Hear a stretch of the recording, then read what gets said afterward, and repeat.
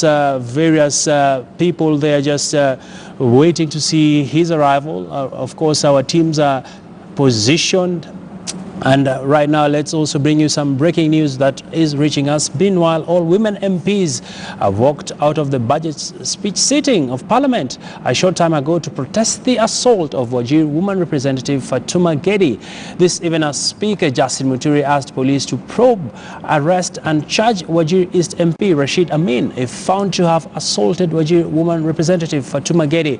Let me recap that. Breaking news reaching us right now is all women members of Parliament have walked out of the budget speech sitting and a short while ago to protest the assault of Wajir woman representatives Fatuma Gedi. This is even as the Speaker of the National Assembly, Justin Muturi, asked police to probe, arrest and charge Wajir East Member of Parliament Rashid Amin if found to have assaulted the Wajir women rep Fatuma Gedi. This is news reaching us right now, even as the Treasury CS Henry Rotich just salutations there with various leaders in Parliament. We can see the Central Bank Governor there, Dr. Patrick Njoroge, the man who recently just received a second term in office, and he will be leading the Central Bank for the next 4 years.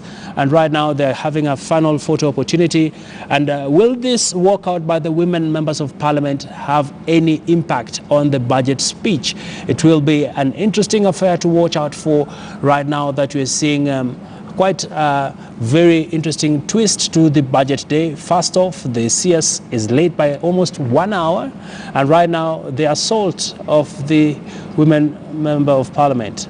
Of course, we shall have some interesting updates as well from our teams on the ground. We have Patrick Amimo, we have with us there Ali Manzu, Brenda Kerubo, who are actually giving us the latest action from there.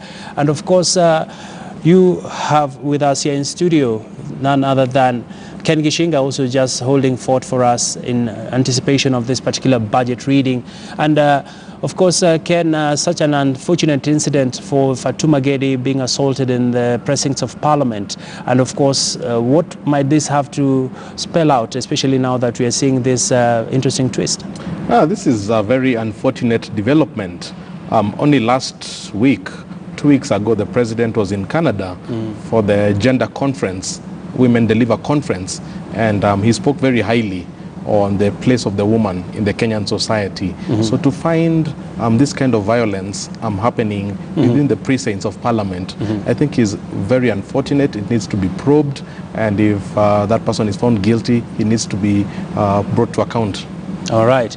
Well, live pictures there of inside Parliament. Justin Muturi trying to speak to members of Parliament, even as the man of the hour, that is Henry Rotich, will be making his way into the chambers in anticipation to present Kenya's next budget that will be running for the year 2019 to 2020. With the latest developments from Parliament, what will this portend for this particular sitting now that we have this particular assault of the women representative, that is Fatuma Gedi, as well as all women members of Parliament walking out of Parliament? Will they be getting back to the House or not? We also will be getting to hear on what does the collapsed talks of the revenue allocation bill mean for this particular budget. A lot of feedback already coming in. I can see on social media. I'm getting a tweet here just posted by the leader of majority in Senate, that is Kipchumba Murkomen, who says if the National Assembly proceeds to debate and pass the budget, estimates and appropriations bill before the passage of a division of revenue bill that is agreeable to both houses, then it will be a violation of the Constitution. DOR is a condition precedent to budgeting at both levels of government. Well, a lot of information coming in. We're also seeing Gladwell Otieno here saying that by reading the budget in absence of the division of revenue bill, Treasury precludes the results of the current mediation process between Senate and the National Assembly on how revenue should be shared between national and county governments who are equal and interdependent. Well, that is the latest that we have for you. At this juncture, we perhaps might want to listen in on what's happening on the floor of Parliament.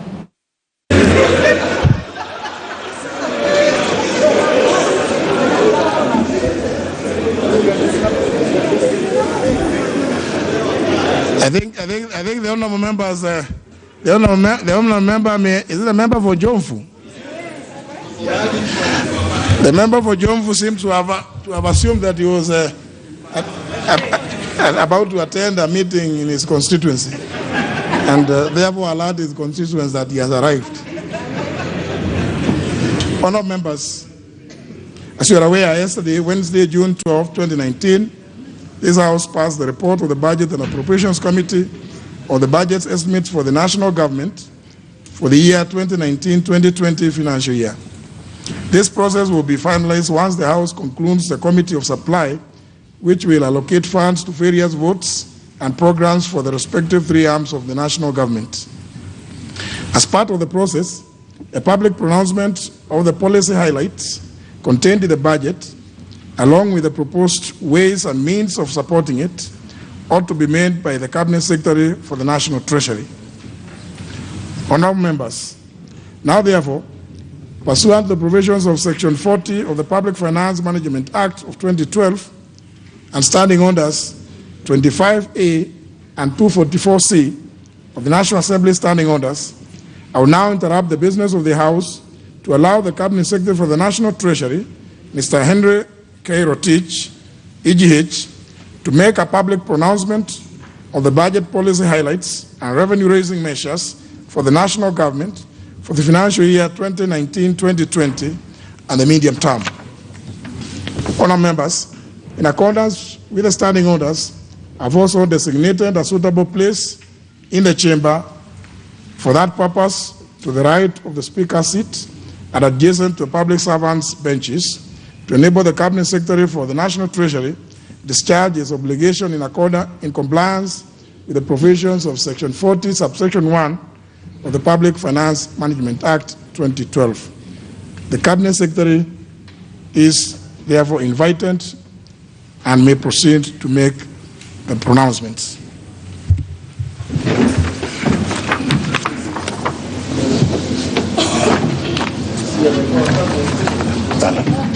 What is wrong now?